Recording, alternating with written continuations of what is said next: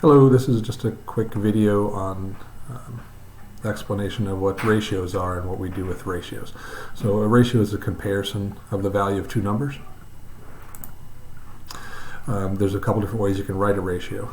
So if we were comparing, let's say, the number of boys in the class to the number of girls in the class, you can do that with just using the word to.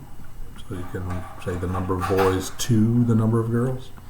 You can use a colon in between the two.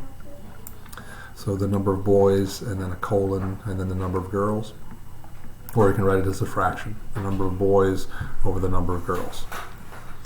When you're doing these, whichever one is listed first, like since we did the boys to girls, that's the number of boys goes on top.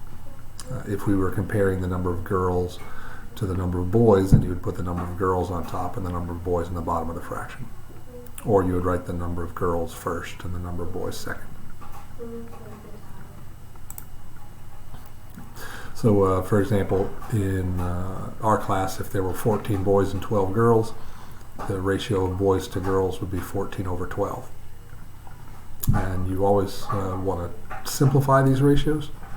So 14 over 12 would simplify to 7 over 6. And you simplify them the same way that you simplify a fraction or reduce a fraction. So we can divide 14 and 12, both of them, by 2. So 14 divided by 2 is 7, and 12 divided by 2 is 6. All right, so you can try a couple of the problems on this on the Google form.